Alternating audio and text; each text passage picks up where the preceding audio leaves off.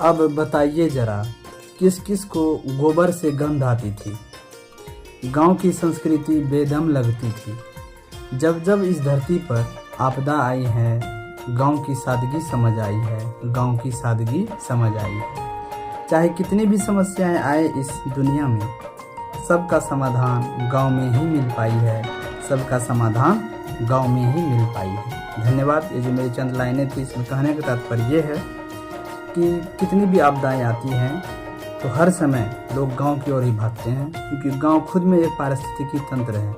वहाँ हर सुविधाएं उपलब्ध होती है, वो भी प्राकृतिक रूप से। जैसे अभी आप देख रहे हैं गैस का क्राइसिस हो गया है, तो लोग गांव में किसी भी तरह की किसी को परेशानी नहीं हो रही है। बहुत सारे जलावन हैं, गोबर के उपले हैं, उनका उपयोग किया जा रहा है। कोरोना काल में ही आप देखे थे कि सभी गांव की ओर भाग रहे थे, भागना ही पड़ेगा, क्योंकि गांव में स्वच्छ वातावरण होता है।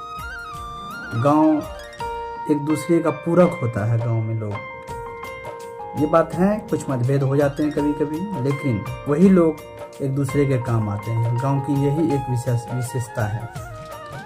गांव में एक ही नहीं, ऐसी अनेक विशेषताएं हैं जिससे गांव की महिमा पता चलती है।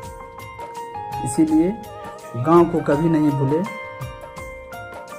गांव हमारे भारत की आन बान और शान है। गांव से ही हमारा भारत है।